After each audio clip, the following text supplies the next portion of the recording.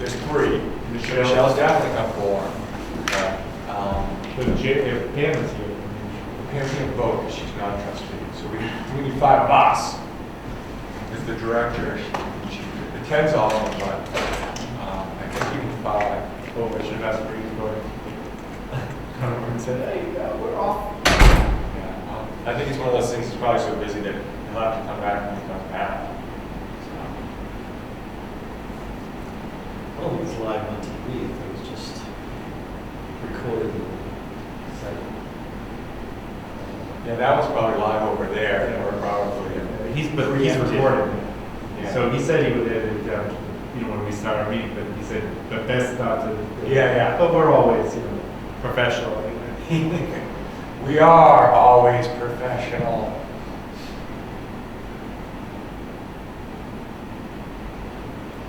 No, they weren't in the meeting over there, were they? Because there was some talk about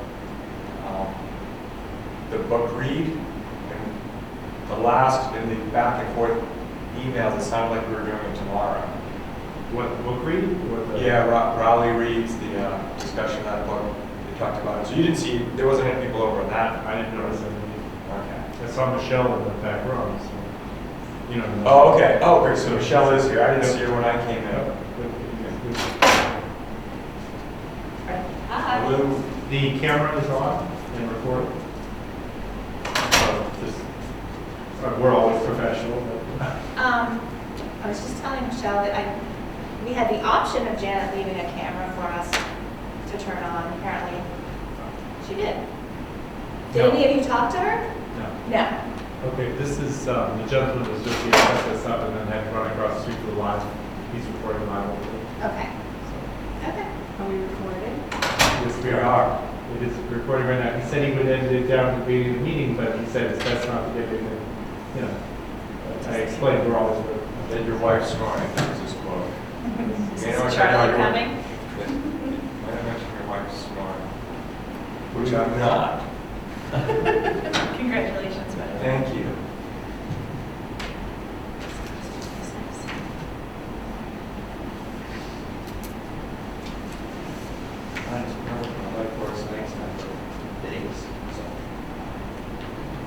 Doesn't make any difference who scores. I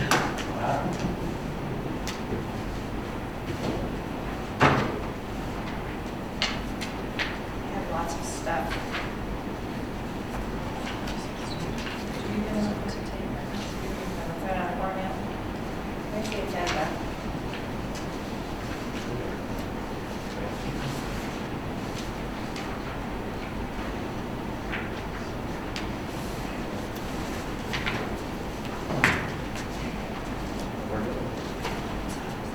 I'm sorry. Please. Oh, I don't know, wait. here's an agenda. Any Any minutes? 5 minutes to, I'll take it. You got 8 hours. It's okay. It's easier than jumping back and forth and again and stuff. Minutes, oh, that should be next. Got on stuff. You made the copies off there. Oh, nice. I chose my location because it's this long. Is there a place that isn't? Well, right now.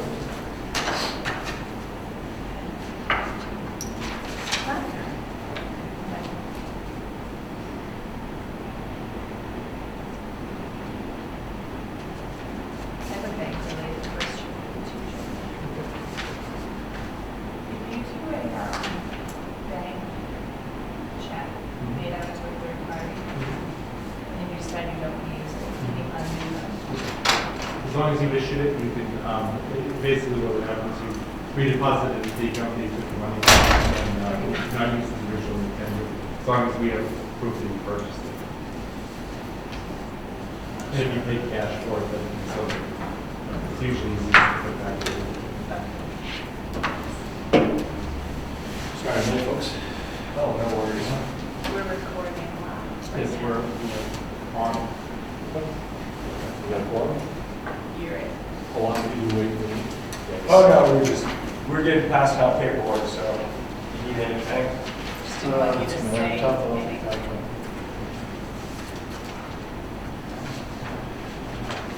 Is there more agendas there? Just didn't want, oh yeah, agenda minutes.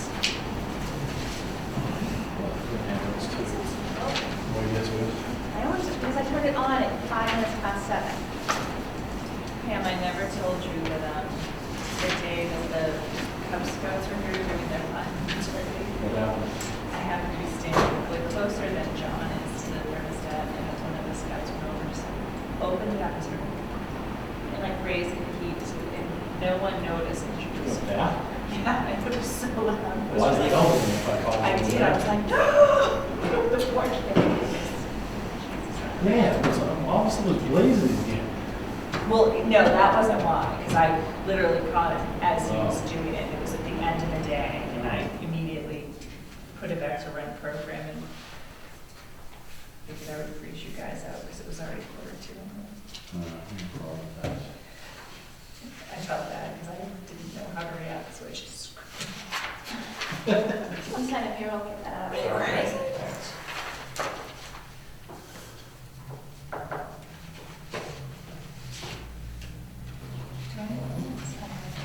Actually, oh, good. So I just give mine away.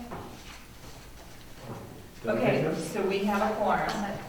We have a quorum, so we'll call to order. I can't see the clock, is that 7:40? Oh, do we have someone who could take minutes, please?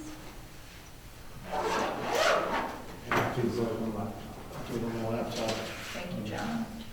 They, not guaranteed the quality that they'll be of Maggie's, but I'll give it a shot. We have no Give me a guests. second to get my mouse open. Okay.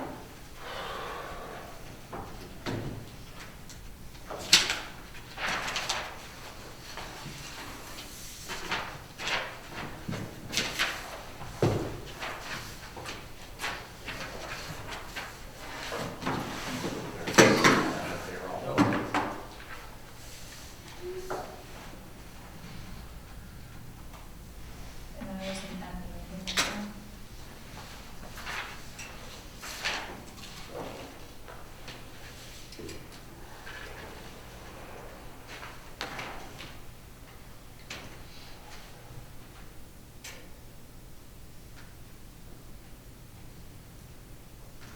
Just while that's booting up, I just want to get everyone's name, just so I, Michelle,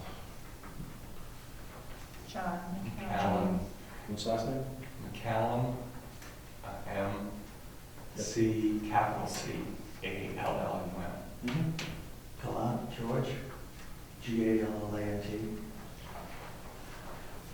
What's your last name, George? Last name? Gallant. Gallant. Gallant. Josh. T-U-F. And these are the ones that are absent. I circled them. Oh.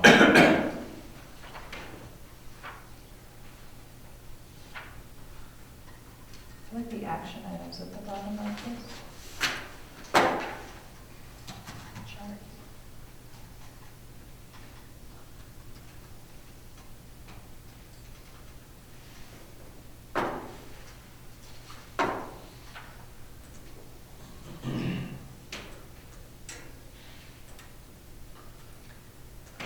Do we have enough people here who are at the meeting to vote?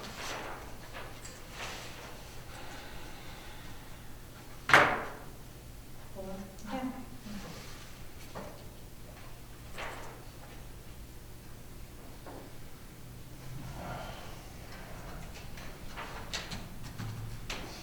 Do you guys see anything in the minutes that needs to be updated?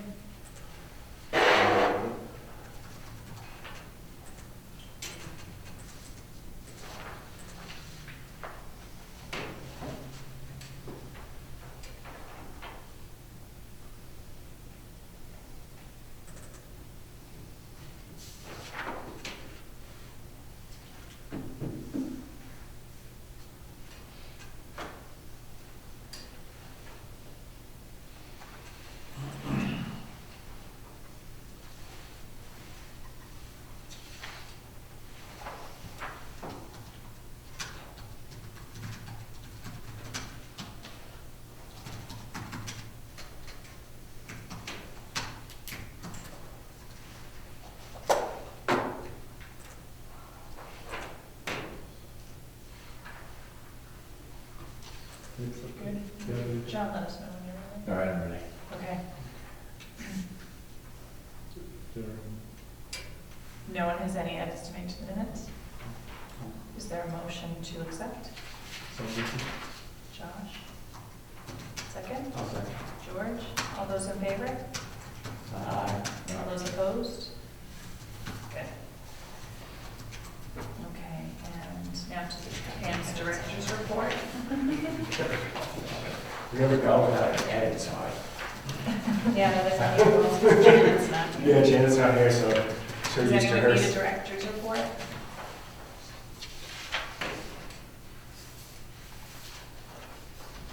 Trying to see the director's report. Here's I'm gonna be typing now, reading.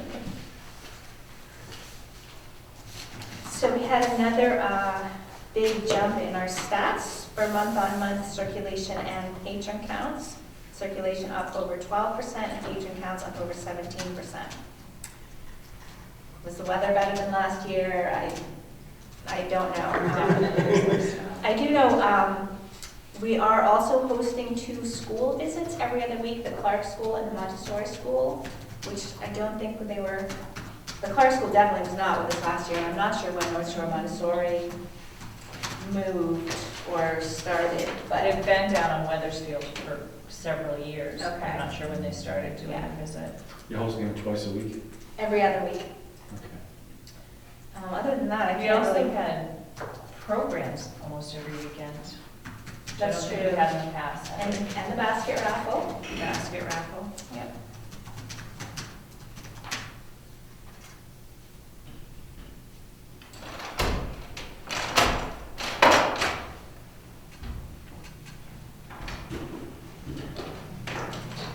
Hi, how are you? Greetings.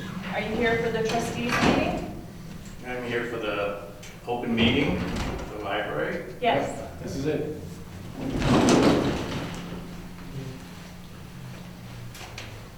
Just ignore me, I'll come in with the crap up. Okay, can we have your name for the minutes? Yes. Larry White, I'm the Finance Committee Chairman. Oh, terrific, welcome.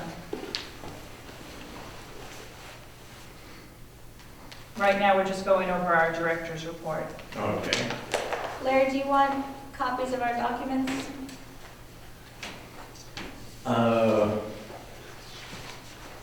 If you have extras. I think I should roast, yeah. That's all right. Thank you.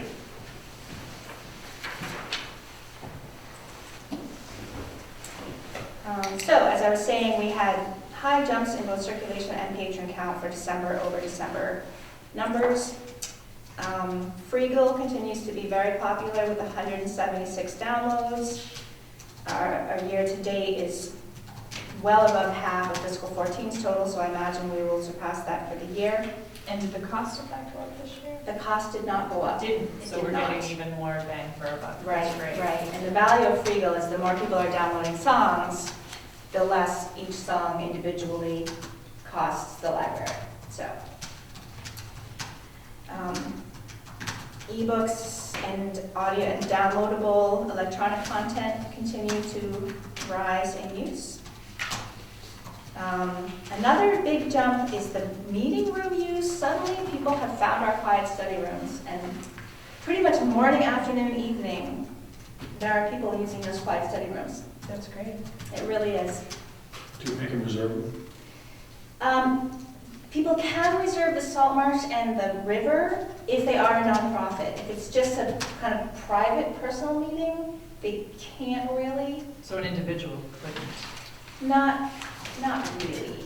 I mean, if we were to proctor a test, for example, luckily we have 4 rooms. And in fact, there was a Wednesday morning, I put someone in the local history room because the other 3 were in use. That's great. Yeah. Have we, so that was only one time that we almost ran out of space, so we haven't run out of space, so Yeah. that's something to keep an eye on, though. If we do end up with people not being able to get in, maybe we will need to have a policy on reserving space. There's also quiet corners, you know, I usually see people in the carols out in the stacks. Yeah. Yeah.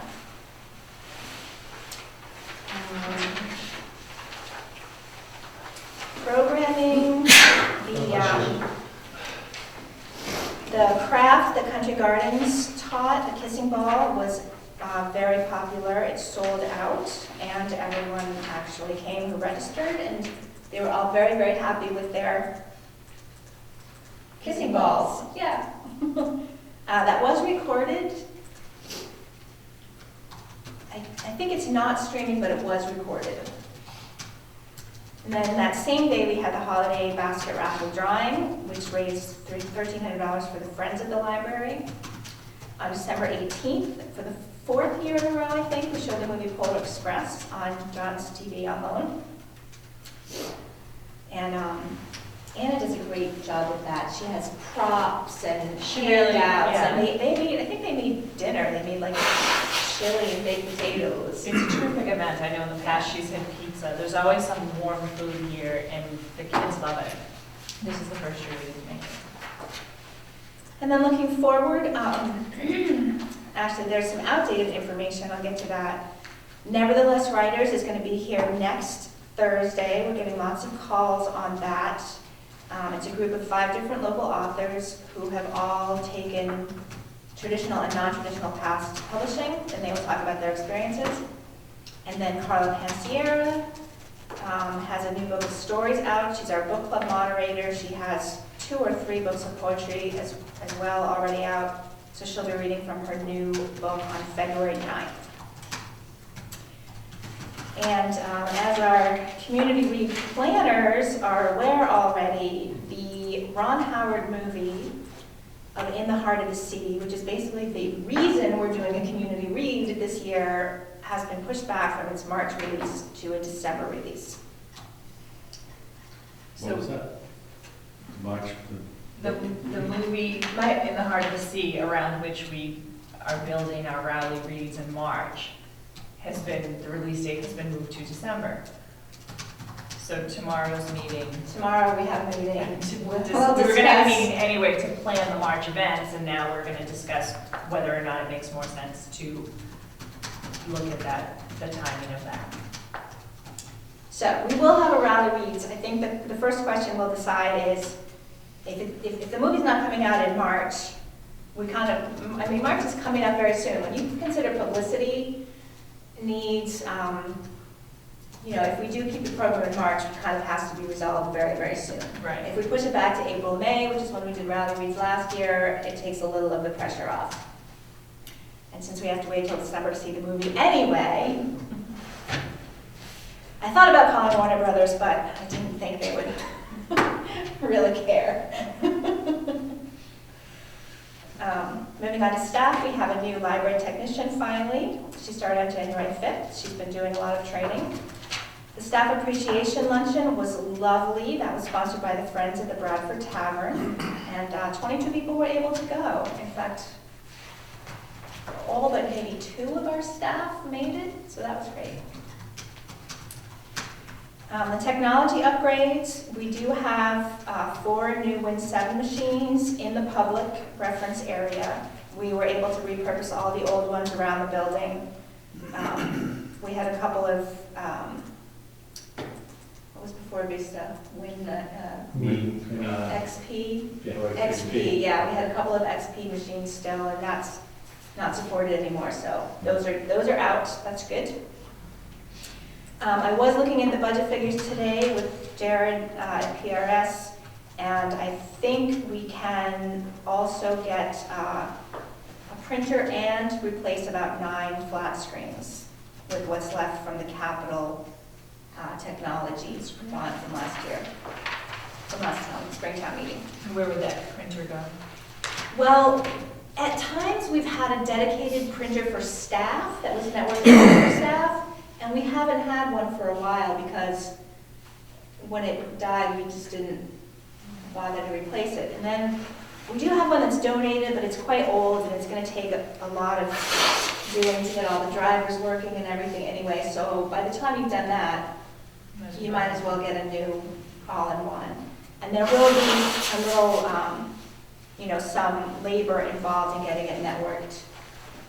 But we think we can do that for this year's, for fiscal 15's capital.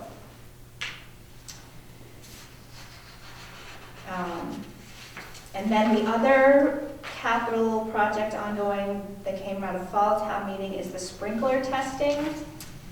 I wrote here that the prep will be done on January 23rd because every sprinkler head is a different height. And so what they're gonna do is come and measure them and then have new ones fabricated and then replace them. The alternate would be, instead of having the dry sprinkler heads in here on a temporary basis, they would put in just regular standard wet sprinkler heads, which I asked, I don't understand how you have a system that's half wet and half dry. That didn't make any sense to me. So instead, they're going to measure them first, and when the new ones are ready, that's when they'll take out the old ones and test them. So I don't know when that second part will be. But we are moving forward on that. And then a couple other items. We've had a DVD thief, we think. We're finding the empty cases way, way, way back in the corner in the fiction stacks, empty. Detective Matsdeep was just here talking to me about it. He had a couple of suggestions, which I think would be for you to decide. In fact, the last time we had a problem with this, we looked into getting a security camera, and the cost just didn't make any sense when you're talking about $20 DVDs. But I think now, like the nanny cams, the sort of DIY ones, are a lot less expensive than, redoing our whole security system to include a camera. So that's a possibility. Also, more and better signage, reminding people that it's a felony to steal library materials, and that we're not afraid to prosecute them. Might be the thing to do.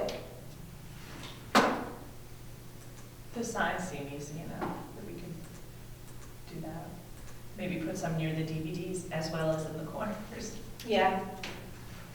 Yeah, and I think too, Because the last time it happened, it was like down in the fiction, wasn't it? I think the last time we just found empty cases Okay. in the stacks, not abandoned.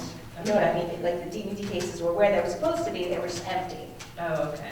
Whereas in this point, They someone's deliberately- taking them to acquire the part of the Secluded bill, spot. secluded spot, taking the disc out, dumping the case.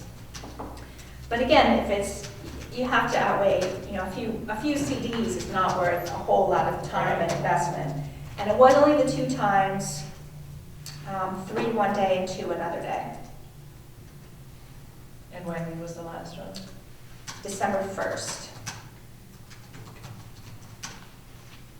So yeah, I think there's an acceptable loss, Yeah. unfortunately, and, before we get to, but I think it's also like, is there any, theme to it? Like, are they stealing all action movies or all things that Actually, they are were rated? nothing new, nothing remotely interesting, Okay. when Amy showed me the first few, I said, that's a dare. Like, why would anybody want those? They were, So yeah, I gotta go back to the acceptable loss. At this point, there's no Right. harm in putting up signs, but I think, the other thing is that Topsfield had a problem recently with a stack like this. And they took a picture of the stack and posted it in the stacks and said, dear taxpayers, someone has stolen all of these movies, and if you see something, say something. And they also rearranged their building a little bit to make the DVDs more visible, which ours are Very literally visible. right under the desk. Right. So, and that's why our thief Took went one in the away. back, yeah. And then the final item in my report is that we received a $50 donation with a request to purchase business development books. That's great. And actually, it's the second time this individual donor has made that same donation and request. For the same need.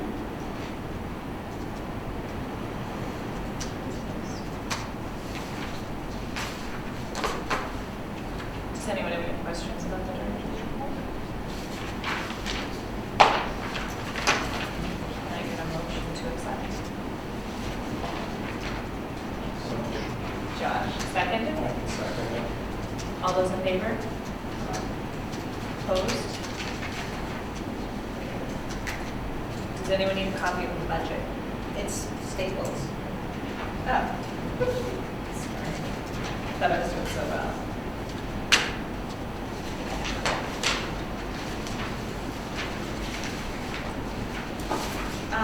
A note on the discretionary accounts, I have not in fact received any of our quarterly interest amounts, so these are not entirely accurate.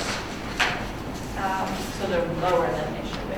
Yes, they're in the Bishop, Jewett, and Emerson funds. There have been 2 quarterly interest payments that I have not reported because I have not received the report. So, which section are we talking about? On the second page of the budget, the discretionary accounts, Discretionary accounts.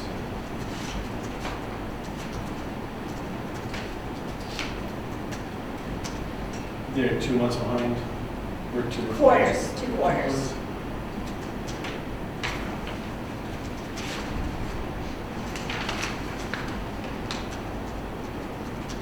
So this expended is expended in 2015. Yes.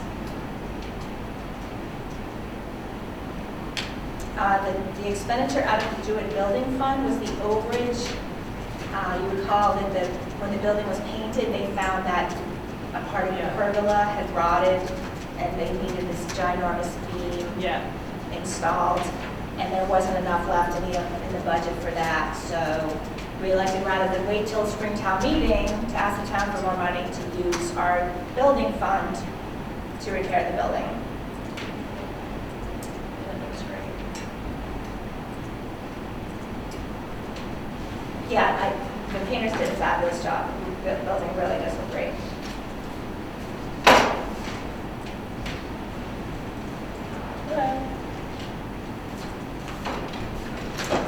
As far as the operating budget, I don't really have a whole lot to report. I paid another light bill today.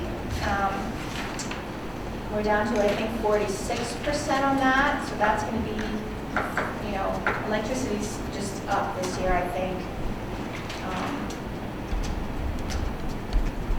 And we can talk about the HVAC repair. I guess that's part of this budget, isn't it? Or is it on here somewhere? There's nothing, would that come out of HVAC service contract? Yeah, so, okay, Janet doesn't have an item on the agenda for the HVAC repair, but it is a budget item. I have the bill here. I'm disputing part of it. It's on scrap paper. So it was right around our last meeting that I said we were having intermittent problems with the heat in one zone, and specifically the zone covering our staff areas. So the first visit on Monday, they said, oh, there's a problem with your thermostat. And he took a thermostat from the local history room. Well, actually, first he took this thermostat, which you can see is still hanging off the wall a little bit, to try and troubleshoot, is the problem in the thermostat? And he seemed to think that swapping out the thermostat fixed the problem. So I said, okay, that's great. Go take the thermostat out of the local history room, which we use very frequently as a temporary measure in our staff room. Turns out it wasn't the thermostat at all. So they came back the next day because there was still no heat in our staff area, and they said, oh, it's not the thermostat, it's the control. And unbeknownst to us, they took the control from the zone that warms the children's room and put it in the one that warms the staff room, without telling us or asking us. So day 3, we come in, there's no heat in the children's room, we don't know why. We call them back and learn what had happened, and they put it back. And day 4, we finally got the control, the new one, and that was installed. And then I took the old thermostat that was supposedly not functioning, and I put it in the local history room where there wasn't one, and it's working. So, there still may be a problem, as it said in the minutes, with the gas pressure. I haven't followed up with the service manager to see if we want to continue to try and diagnose that or not. One thing I did is I set up the thermostats so that they don't all power up at once when we open in the morning. They're staggered now, so hopefully that helps if there is a gas pressure problem. But as I said, I'm disputing this bill because 2 of those 4 trips were patently their fault. Right. Now, as far as the gas pressure problem, wouldn't the gas company be They would definitely be involved with that. able to test it and find out if there is a problem? Yeah, Because I'm sure they'd want to fix it. right, right. I want them to fix it, not this guy. So I will be addressing both of those issues in the very near future. And those are the days that are 110. I mean, it's a very reasonable bill. $110 for a service visit is absolutely reasonable. But not. But not if you're fixing the screw up you did yesterday, Right. you know? Hmm. Right. I use Morris myself, and I've got a problem, so. Do really? They've been down twice. I still haven't got it resolved. But Yeah. And I should say, this goes back to last spring, at the end of heat season last year, it was doing the same intermittent thing, but because we were heating every day, but they came out and charged us and didn't do anything because it was intermittent. it worked fine all summer. Yeah. Well, we weren't heating also, Why yeah. it worked fine, Yeah. it doesn't Yeah, so- rain, it doesn't rain, so. So in addition to these 4 visits, there was a 5th visit that also accomplished nothing that we've already paid for. That was the one where he came out and checked 4 of the thermostats instead of 5. Yeah, So there was, that we I didn't know how wasn't to use here them. and there was some kind of Confusing. confusion. Okay. So in any event, there is we're gonna have to pay some part of this $900, not $1,000 bill really. And as you can see, we only have $764 left in our maintenance line. Of course, it's early in the fiscal year, it's not an emergency, so I don't think we'll be asking Larry's board for emergency funding, but somewhere, somehow, we may run up short. I think keep after Morris, Yeah, push them. Well, if you can get those 2 visits taken off, it might end up being that amount. yeah, and About then we $10 just more. hope that we don't need to change any more light bulbs for the rest of the fiscal year. So, but again, halfway through the fiscal year, we can kind of ride that out and see what happens. If any other lines come in under, then we're fine, and if not, then, you know, we certainly explain why we had this unexpected expense and why we didn't make it through the full Right. fiscal year. Otherwise, things are pretty much where they're supposed to be. The other thing, you know, don't forget this fiscal year, we did expand those 4 hours. So That's true. that has some effect on the light bill as well. Gas so far, we've really only been in the heating season for 2 months, I guess. We don't have January's bill yet, so, Right, but it's been unusually cold. That's in January though, December, I don't remember being so. So that might be a big difference for this one. Does anyone have any questions on the budget? I have a motion to approve. I'll make a motion to approve the budget. Can I have a second? Those in favor? Opposed? also, before I move on from my report, I included the town report that is due in a couple of weeks, and that, of course, gets published in a little booklet that they do each year. Did everybody have a chance to read it, and did you have any edits for me, or anything I forgot to mention, or we need to add? It's the last page of that, yeah.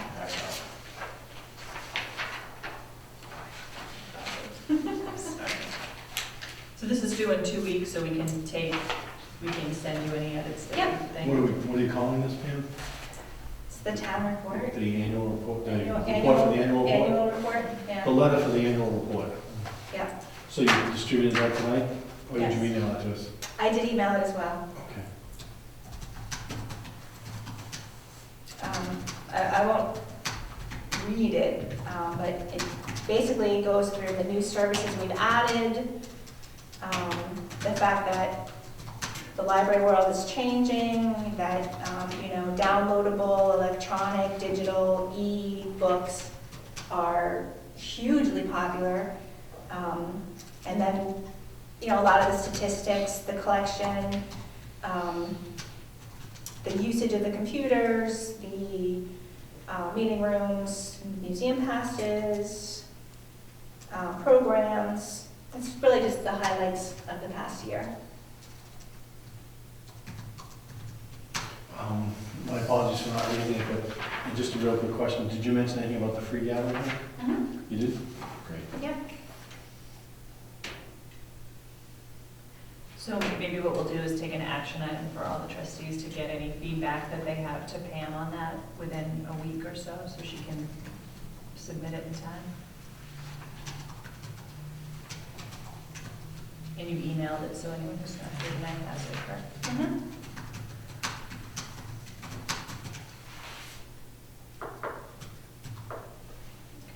Yeah, I don't think you need to approve it. It really comes from me, but Yeah, I don't think we Yeah. have to pass either.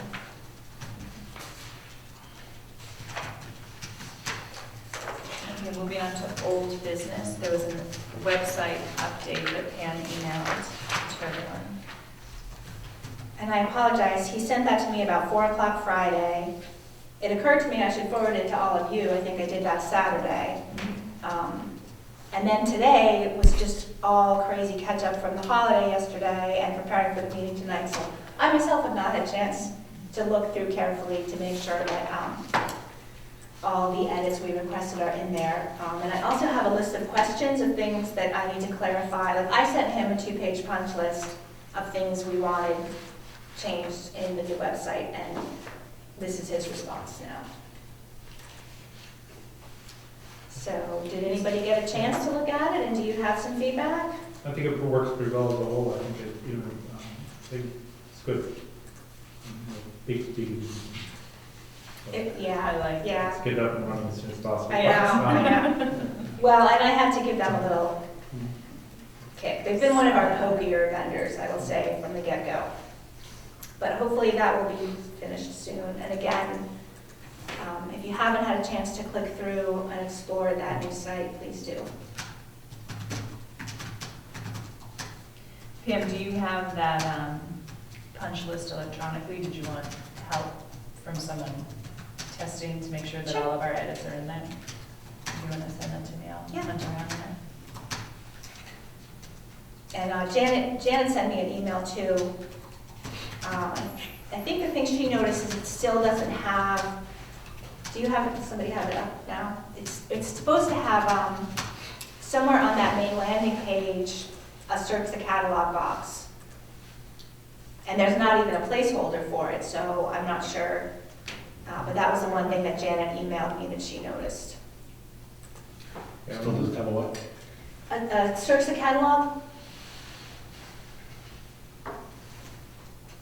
We've gone back and forth with so many different things on it that I'm not even really sure what our requests for the end result are. So Yeah, that's what I was Yeah. saying, if you can email that I to do me. know the search box, well, that's one of them. Yeah. Yeah. I mean, should I just send that around, or is others interested in reading through the punch list? You got it. I'll do it, okay. John, did you say you wanted? No, I don't have the time to. Okay. I mean, when I looked at the website, it looked great, but I don't have the time to chase the Yeah. punch list. That's fine, it's So, fine, George. waste some time. Not a problem. And did they give any indication of when they thought we could go live with it? I do know that there has to be some training involved.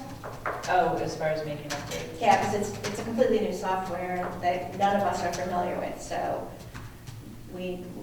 there will be that. And who would be trained, you and Amy? And her Probably name? Information, yeah. You, who else? Remain and do? Amy?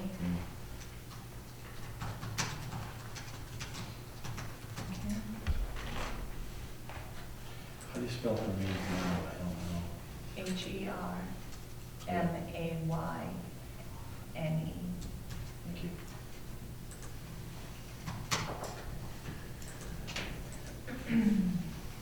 So the next bullet is overdue materials, and Amy had requested another list from MDLC. and it was provided, and I did do a comparison of the two, and I was really optimistic at first, because based on that comparison, it showed that there was 226 of the 500 books that had been returned. But then as I dug further into that data, because I thought that might be too good to believe, there do seem to be some discrepancies in whatever criteria they used to pull the books, because there's actually new books that weren't on the original list that were said to be due back in 2008, 9, and 10. And I think I've mentioned before that the person at MVLC whose main job is reports was out on extended sick leave. So it's highly possible that what we requested didn't actually get run, or just not run, it was done by a different person, Right. so it could have been done a little differently. And it was a different layout as far as data column, so it could be that they didn't run the exact same report. So we just want to do a little bit more work on that. However, when I did look at those 226 books that are no longer on the list, they were more recent due dates. They weren't back from like 05 and 06, but it was more recent. So there could be some validity to that, but we do need to do more research on what the data discrepancies are. At the same time, that would be interesting information, but I think going forward, we've kind of been talking about whether or not what we're currently doing to follow up on overdue books is the best system, or whether or not we should be doing more. I had an overdue book at Topsfield recently, and I was amazed at how many times they called me and Called on the phone. called to say, hey, just want to remind you, you have a book. And I was even tempted to hold on to it to see what their whole process was, but I did finally return it instead of paying the bill. And I mentioned to Pam, like they were really good about, each week calling to say, hey, you still have that book, and even after the bill came, hey, we sent you that book, can you come in and pay for it or return it? And it just makes us wonder if there's something else we could be doing. And so that's not really a policy issue, but more of a procedural issue. And Mhm. I know we talked But about but it. there is, it does, you want to be careful on, you don't want to annoy people, Right. There has to be a balance. Right, I was definitely not, I was amused by it because from a library perspective, I thought it interesting. And we don't want to spend a ton of time and salary having people making those phone calls, but it might be worth. I did pull out the old policy, which John, I think you passed those around before. The policy says, a library employee will notify delinquent patrons approximately 1 week after the library material is due. If the items have not been returned, a bill will be sent to the library user for the full replacement cost. Patrons who have been sent an overdue notice will be denied borrowing privileges until those overdue materials are returned or paid for. If this fails to get a proper response, the matter may be referred to outside counsel or to the Raleigh Police for appropriate action. Now, this policy has not been revised since 2006. It's not entirely accurate. We were not using the same software, so the procedures were not the same.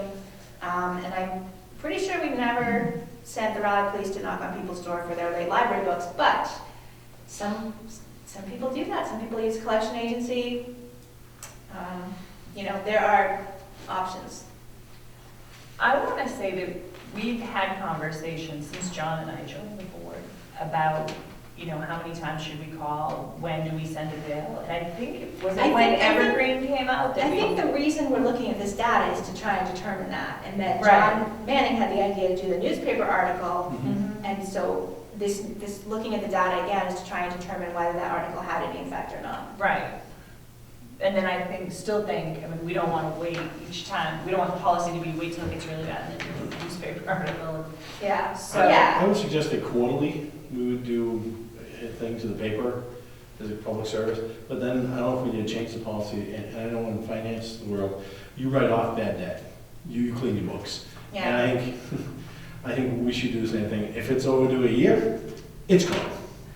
Write it off and we'll replace it or do whatever. The other thing with the data is, to determine maybe there's really only 10 families that really need a follow-up with. You know, Right. it might be something manageable that our staff has time to do, but we don't know yet. We're still working on the analysis. Well, when we got the first list, there were definitely families that had more than others, and we talked about that, and what are our thresholds gonna be? Is there a certain date at which we're not gonna chase a book that's a certain? Right, or a certain dollar figure. If it's Right. more than $50, we will make the effort. If it's not, like John said, just write it off. Right, and we were discussing that when we decided, instead of doing that process, to do the article instead.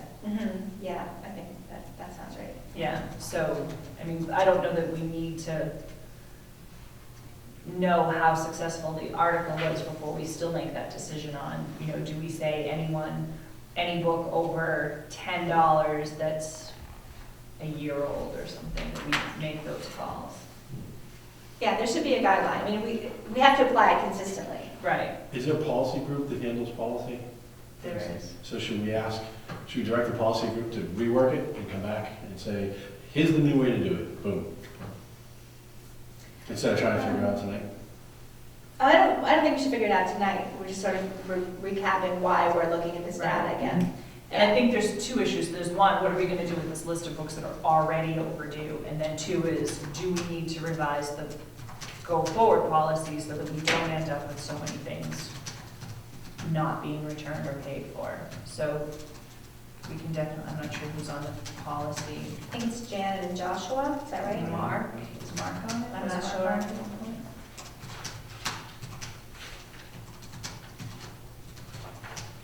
Seems like every time we think we have this subcommittee finalized, then someone quits or It's not doing it. it's a new fiscal year or something. Who's available? Pleasant time. Yeah. Okay, so action item for the policy committee to look at overdue procedures.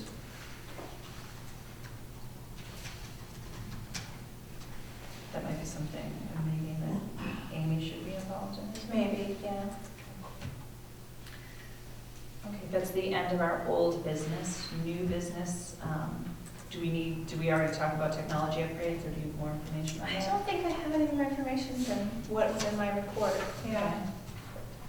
The telephone system. Yes, the telephone system. Apparently, also in last May's capital bond, there was included $5,000 for a new telephone system for the library. And somehow in the conversations that I had with the people putting together the capital article for town meeting, just missed it completely. I did not know. And I got a phone call asking what's the status of your new phone system. So, I'll be researching that. I If remember any, we requested it. we was sort of on the wish requested list. a number of Because things, you yeah. had one phone or two phones or something. Right. So it was approved, unbeknownst to me. So that's there, and I've just barely started doing the research. I did reach out to the police and the water who've recently done upgrades, and the police chief said he couldn't really recommend the vendor he used, that they didn't have the smoothest of transitions. And the water department is going with PRS and a VoIP, so I don't know if that's viable or not. So I'm just at the very beginning, if anyone has any vendors they suggest I talk to. The COA just changed our Mhm. system over there too. so Yeah, I don't know how it's. okay, I'll ask Mary Ellen. And the VoIP is VoIP. Just, if you're talking to them, if you say that, they'll be like, cha-ching, oh, we're gonna charge you a fortune. Just, Voice over Oh, internet. I mean, I knew what it stood for, I just didn't know that's how you pronounced it. Yeah, no, just letting you know, but just so you don't get, you know, an obnoxious sales guy, because it's rife in that industry. Okay, and I don't even know if that's worth, Yeah, very much. anyway. What are you thinking, the cordless phone for the? Yeah, so there are certain things that, you know, have been problematic, and we've had workarounds all these years. For one, there's not an extension in her maid's office. For two, we don't have a cordless or a headset so that you can actually like help a patron in stats and still answer the phone. We're looking to get additional lines too, because right now if someone calls in, if someone calls out the line, you can't accept calls or something? Additional lines, that's an ongoing expense, that's like $40 a month. Okay. So I don't think we are at this point. So do you need a new system, or you have enough lines? We need yeah, If you could use them the way you wanted, would you have enough right now? yes, yeah, the whole building is wired, it's just not all of them are active. Really? Oh, it's just disappointing that it's such a great facility and it's not turned on. Well, and I think it's common, you move in and you realize you would have done things a little differently, Like Hermine's office was completely storage, there wasn't even a chair in there when I got here. But when she and Ann are here on the same day, they were sitting on each other's lap to use the computer, so Well, yeah, it became an office, whereas before it was storage. and I think that's just the way that Zenda used it. I mean, she used it as storage. If you go with a vendor, it's going to be an ongoing fee. I mean, it's going to be a service you're paying for. It's not a one-time install and then they walk away, you're done, you just pay your phone bill. That's how it was when the building was built. I mean, we're not paying an ongoing fee now. But you don't have a service, like a voice over the internet, you don't have like A VoIP voice. service, you don't have like ShoreTel or, PRS or something. You don't need to use a vendor to support VoIP.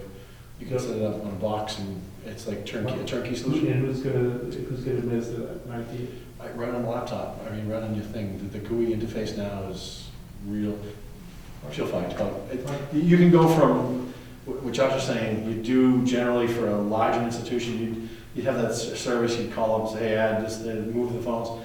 Whereas a small place like this, it's called turnkey, and they give you an interface in your desktop. If you're gonna pick a phone up and move it from this desk to this desk, you just go tap, tap, So tap. we've never Which we been just able to tried to do do. that. We've never been able to do that. We would, because there was one in the local history room. I took it out, because it's unsupervised in there, you can have people calling Brazil. Mhm. So, but we can't just plug it into the children's office, because we can't get to the hard drive. So when you Yeah. do an RFP or something, if you want him to help with that, let me know. I've done a bunch of those too. Okay. Thank you. Phones. So right now our phones are Clients. $600. That's the only reason I know, because probably 5 years ago, you had to buy it, but no one wanted to anymore, so. This is the new- I mean, all the services are with the law. You have to pay a service contract. Quotas Yeah. on their system now. And if your service goes down, you go down. They love it, so I know. Yeah, we couldn't get one. We could get a headset, which my staff was like, no way. But we couldn't get a cordless that was compatible with what we had. That's the reason over there, because a lot of times there's only one person. There's a Right. company trying to do something. I'll Yeah. get the vendors in Okay, charge. so I'm gonna set another action item for anyone who has a vendor to let you know, because Maggie might have Mhm. several. For phones? I think you can Magic Jack, it's still a monthly fee. Okay, and then, so I have some self-check statistics. Does everyone set out what they've done? I gave you guys some, right? Do you have I it? think I have it. Give it to Josh. Okay, so I prepared this several months ago. And this was just one of the conversations that we were having after we installed self-check, was to try to get a sense of whether or not people were using it or when they were using it. So on the top, the chart on the top, percent of stations each day, this looks at all of the books that are taken out each day and then how that's spread over the different checkouts. So K, check, you can see at the top, it's 3 checkout, 4 checkout. K is the kids' room. S, the last column, is self-check, and then Pam, 3 is the main circulation desk, and then 4 is the circulation desk that's kind of around the corner a little bit toward young adult, The newer of the two. the laptop. It's not a laptop anymore. Oh, the old laptop. So you can see here that, over the course of each day, it's pretty evenly spread, with the exception, obviously, Wednesday, the kids' room was a little crazy.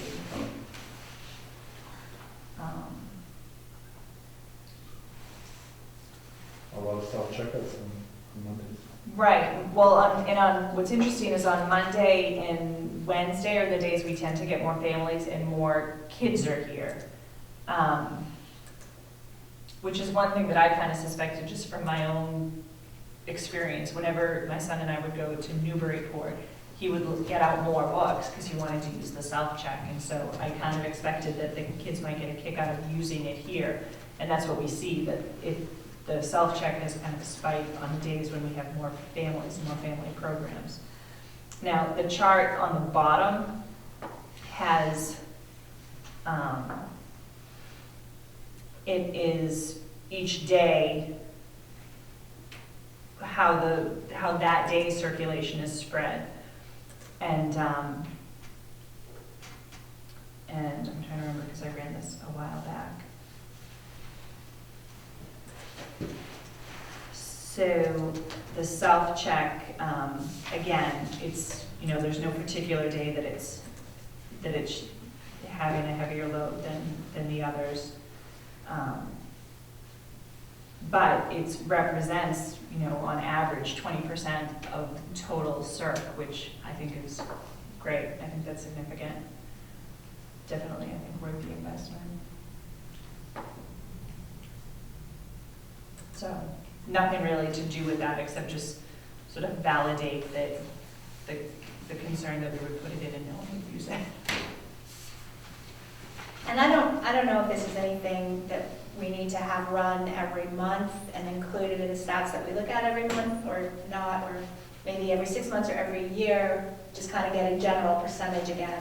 It would be interesting to run it again, because I think this is 1 year's worth of data. This is 6 months worth. Okay, it might be interesting to see if it increases. Mm-hmm. But I don't know that we need to look at it on a monthly basis. Is it favorable? The data, I think so. I think it So I'm trying to, it's hard to do both. I mean, No, it is. If 20% of the circulations happen on it, then yeah, it was a good investment. Oh, yeah, I agree. and more of it that we see it used more on days when there's lots of families in, which, as I said, that's what I kind of expected. And that was the point. When we first put it in, everybody was like, you're going to be out of a job. What did you get that for? But no, Right. it's just for those crunch times when there's a line and people would rather not wait. Improved service. When we first Yeah. started talking about this, on a Wednesday in the summer, there would be a line at the circulation desk into the children's room, and there'd be nothing you could do. And if someone came in and wanted to get a library card, then either they had to wait at the end of that line, or when they got to the desk to get the library card, that line would get even longer. So this frees people up to, not have to wait for a person. And They just wanted it to get also it. protects their privacy was another Exactly. benefit that we,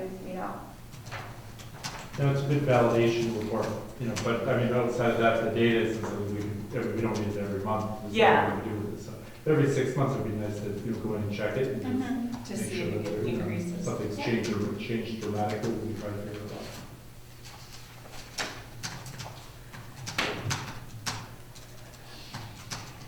The next bullet is report from the Friends meeting, and I don't think that there's been one for a they while. did not have one in January. Their next one is the second February Tuesday, which is like the second Tuesday in February. I think it's around the 8th, It's the 10th. 10th.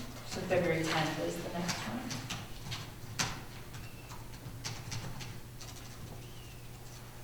Okay, and I'm not sure if we have that much subcommittee work. I have a few items that come under those headings. Okay, outreach committee. I've mentioned this a little bit, but 2016 will be the 125th anniversary of the library's founding. So that needs to be acknowledged in some way. And I think we might want to start planning for that sooner rather than later, because I think it should be, not as big as the 375th anniversary of the town of Raleigh, but bigger than like 10 years of the new building. 125th anniversary? Mm-hmm. Do you see it as like a year-long thing, or? Yeah, Like, you've seen people get special decals they put on their letterhead and like, Okay. Serving rally for 125 years. yeah, exactly. Oh, yeah. Something, It's a big deal. it's a big deal. And I think we want to make it a big deal. And in order to do that, Well, we one of need the- another committee and more meetings, but unfortunately. We're one of the only institutions in town that has existed that long. Yeah. The selectmen have been in existence, the town, clerk, and then who else? Not elected. Not the fire, not the police, not the board of whatever, Mm-hmm. but the library. It's one of the first three entities in the town. So I think that's a big deal. So we need a meeting. Well, Can and we talk about? I would like to suggest that the outreach committee, similar to the 375th town planning, maybe we get a friend on board, maybe we get a couple patrons on board, maybe we get out of our little insular group and get some other fresh ideas to come in and help. Audience? So we can talk, we can maybe schedule that meeting tomorrow, And because I maybe- think most of the rally reads is outreach. Outreach, It's you and I, yeah. is Maggie outreach? I don't know, she reads though, so She's she'll in- be there, so whether She's she's in. not gonna be there. Oh, She she's has, not gonna- yeah, oh. she has childcare issues this whole week. Oh, Okay, so let's find oh, out, maybe they can just catch it in the back and forth emails. let's confirm who the other members of the outreach are, and we can schedule that And, tomorrow. and the when most of us first are there. thing might be to brainstorm how to recruit people who want to help this year-long celebration. Yes. Okay, action. You want that as an action item? Well, we'll talk about it tomorrow at the outreach. I'll just note that one thing they'll do is brainstorm how to recruit, mowers, A why they bigger recruit. committee, yeah. Yeah, because we'll need more people.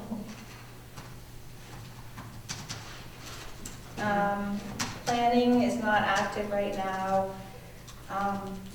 Policy, actually on the back of the overdue policy, I also put the policy regarding lending library materials to residents of decertified communities.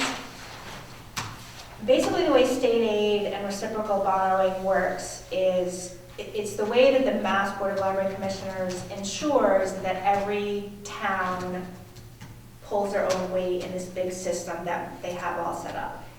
So there are certain benchmarks we have to meet, budget-wise, materials-wise, and again, if everybody meets those benchmarks, then we have a very strong library system.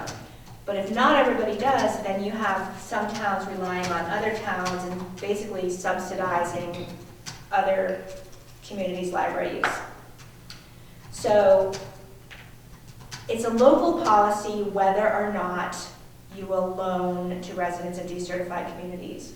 But it's the stick that really makes towns stay certified. Boxford is having a lot of trouble right now with their sick building. They had mold remediation. They're closed right now. And it says right here, the closing of a public library for any reason other than the undertaking of a project to improve library service or the occurrence of a natural catastrophe results in immediate decertification. So they had to close because of mold in their building. They were working with the Board of Library Commissioners to maintain their certification, but there's all kinds of problems. First of all, the director just took the Ipswich director's job.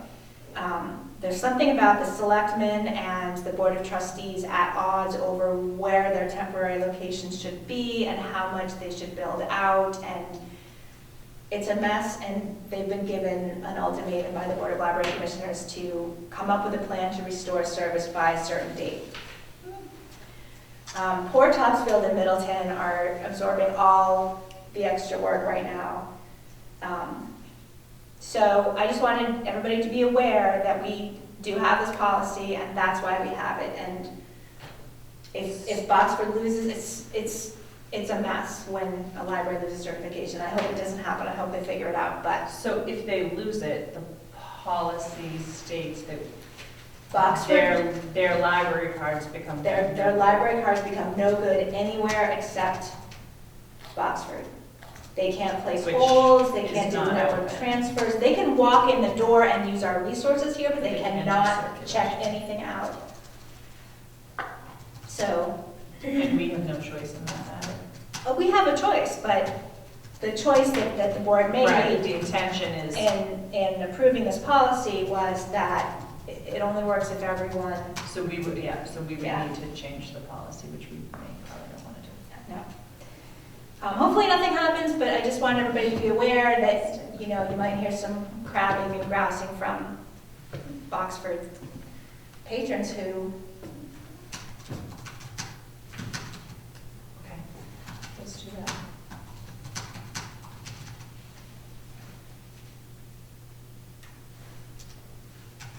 Do we have an update on the follow-up? we do not have an update on the bollard lights. I can, you know, it all sort of has to come together, like a day that's warm enough to work outside, that the electrician is free, that, and we just finished the holiday season, so he might have had other obligations there. So, I can't believe the pricing on the Mullard lights. I was just playing around over the weekend. mhm. And I was looking at LED Mullard lights. If you want to pass that around, take a look. Okay. Thanks, George. It's- And, you know, from what I've seen for prices, they go anywhere from $300 to $1,000. And, I mean, this one here, in particular, you can get them up at Rockingham or Bolt. And I think if you get an electrician to buy these things, they double the price when they pick them up. They get a cut rate deal and buy them, and then they double the price. Mark 'em up. So, I think that if I recall, the quote to replace R2 was like 870 something to replace two. each, Mm. with the exact model that's out there now. Of course, if we don't want to go with that model, we kind of need 4, because only 2 of them are broken. Yeah. I was looking at these ones here, that company even has an adapter, so that whatever you have for a Mullard light, the base adapter, they sell it, and you can put those onto it. So you don't have to deal with the cement or anything else. Great idea. That was one of the questions we had Yeah. 2 months It's- ago. I printed that right down there. But it's just, you know, pricing, I don't know, they wouldn't give you pricing. Yeah. So I think we decided to try one more time to get them actually repaired before we Yeah. explore replacing Yeah. them. Yeah. But I think that's a great idea to go. They're much more resilient. Yeah, The LED, you mean? Yeah. Yeah. yeah. Yeah.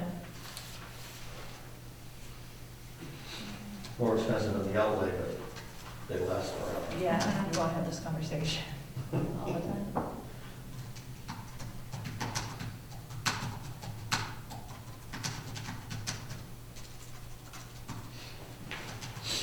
Trying to talk about page. I got three months of that. If you want to keep it, you can keep it.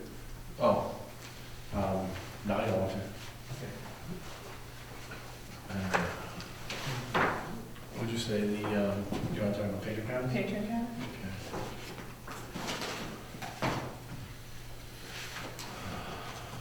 Oops. Yeah, we can do both of them here. So, patron count is all over the map. Stapler ran out of staples. I was going to do this, so. There's 3 sheets, and it's like a high, medium, and low. I'll walk through it after you do the handout.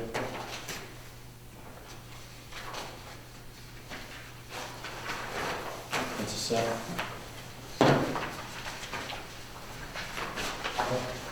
There's another set, no, it's 3 sheets, 2 of each.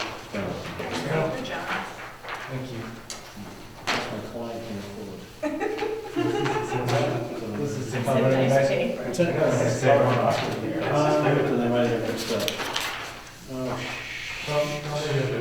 no, they look the same, but they're different. They're different prices. Yeah, that's right. 2 look very similar, but their functionalities are different, so. Does everybody have them? Yes. Yes. Okay, so, the first one that you'll see is the black one, this one. And that is pretty much what we have today, the Omni Counter Pro. If you look at the bottom right-hand side, it's $562 in installation. It measures pedestrian stats. It's an LED display. It's got an IR sensor range of 16 feet and lithium-ion battery. You can put it right back where the other ones are. The ones we have today, are they wired or like? They're wired. Oh, they are? Okay.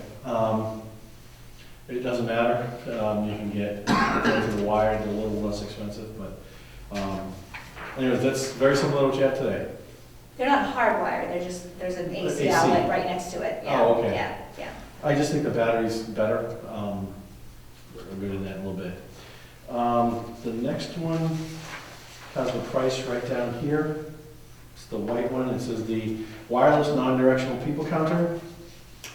And if you look at the next one, it's the 900 megahertz wireless non-directional people counter, which is $1,600, which is this one only using really snazzy, high-tech communications back to a laptop and so on and so forth. This one, it's got the LEDs, easy brackets to put it up. It would do the same thing. It's wireless, so it will transmit to a laptop or a PC or whatever. It's in the middle price range, $981. Again, the 900 megahertz one, which is you can get report options that do everything. Traffic counts, the really expensive one. It'll do all the analysis that you do today, Pam. You'll just press the button and it'll go, it'll tell you this day, this many people, so Well, on. we don't do hourly counts. No, I'm just we do saying, days, it'll yeah. do, whatever you do today, it'll do it what for the new you. directors are There is another vendor, Trafsys, that's got a 900Z that's, I think, $695 that does what this one is, except I couldn't get a salesman to call me back. So, whereas this place had great, the best customer service, I called 5 vendors. 2, this number has been disconnected. Wow. That's a real red flag. The other ones didn't have a clue. Trafsys, which has probably, I think, the best gizmo, I just couldn't get a body. I couldn't get somebody in sales, which is not good either. And these people, second ring. So. Thanks for doing all that research, John. Yeah, so I mean, I would still like to try and get the Trafsys guys, but if we want to get this done, are we in a rush to get this done? Not especially. Okay, so I'd like to just say another month, unfortunately, but get the Trafsys, and what I want to try and do is get a quote from them and say, we want this. I think we have to do the installation, pretty much you do.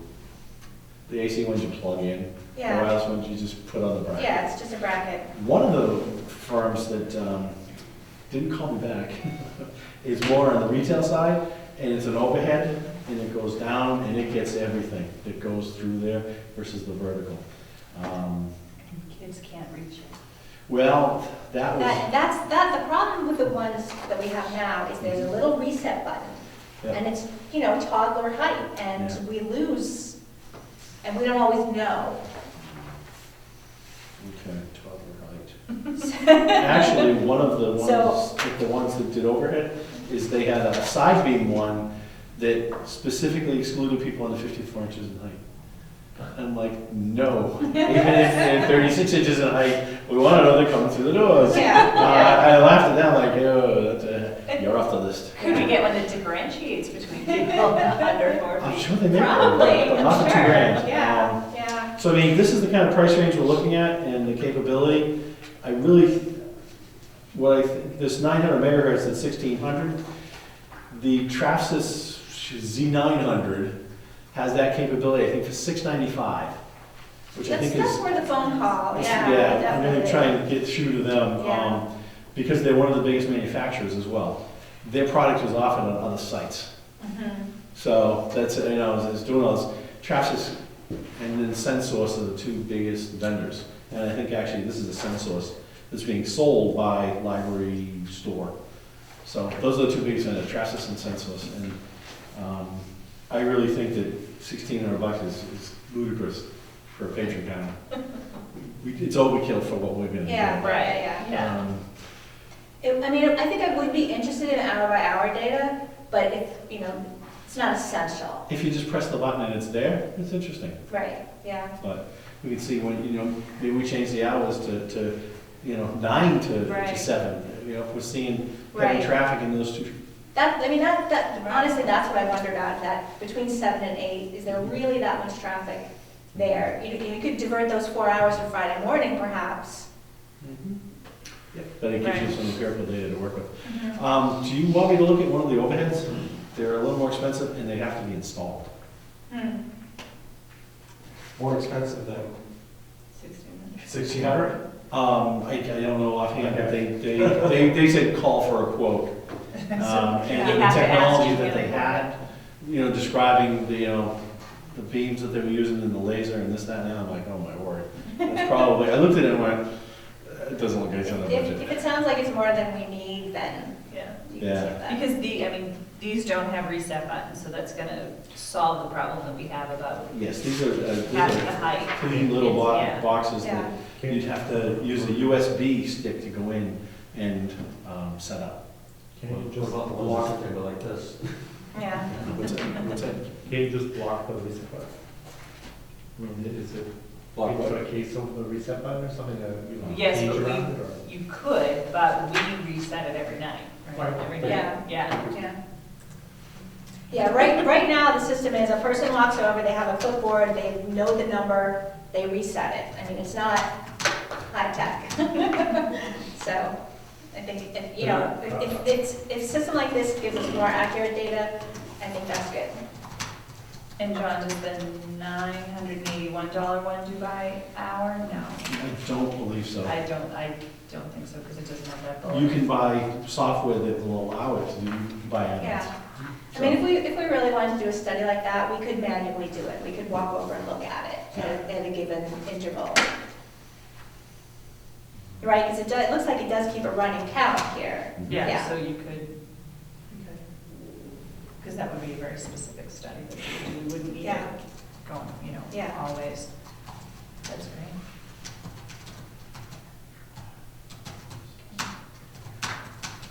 Thank you. Yeah. Give me a second, just a second. Yeah.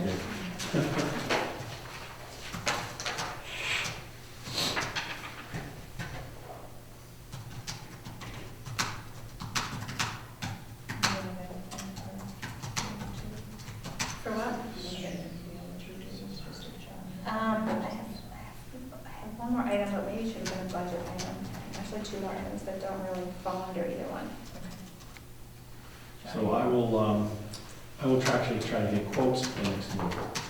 I'll get a quote from a vendor for 2 installations with whatever else is needed, and blah, blah, and then we'll be able to make a decision, I hope.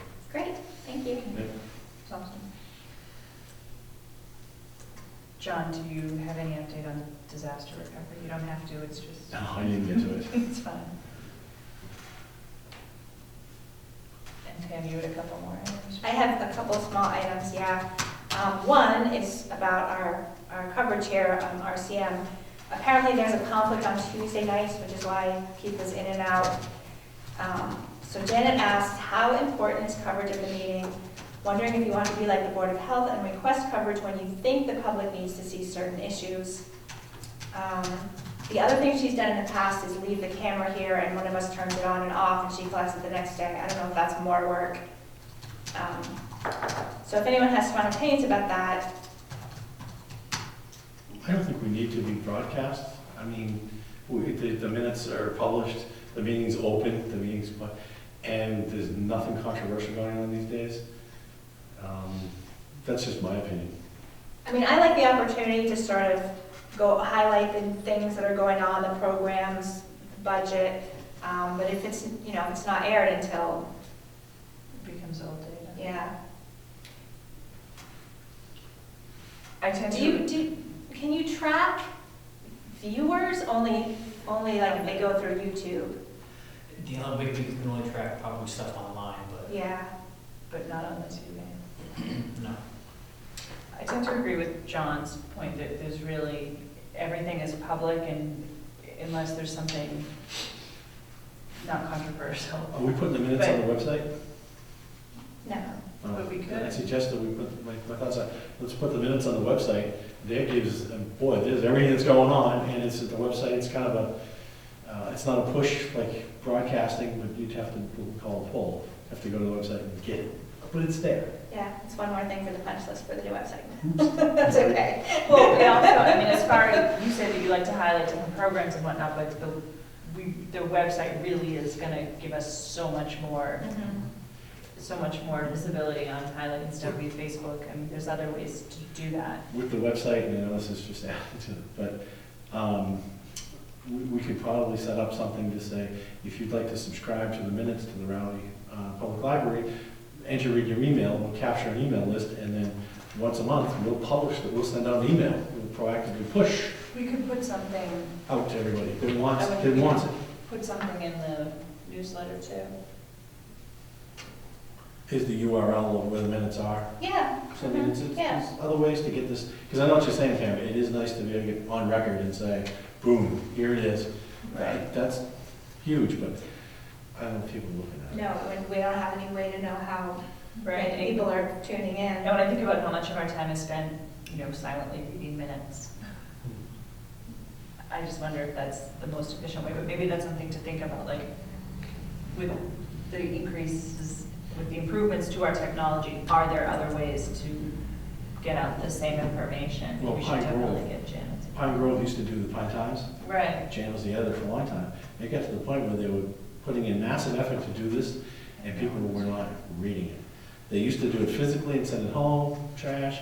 They did it electronically. So I think right now they're just posting things on the website as they need it. But it's just So should I let Janet know that we will let her know if we would like coverage, and otherwise just assume nothing more than the minutes is, Can we let her know after next month?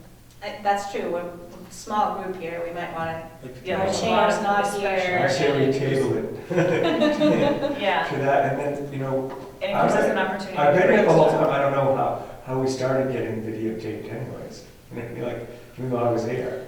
I think it was I all your think- jokes. I think, I wanted to go on record, okay.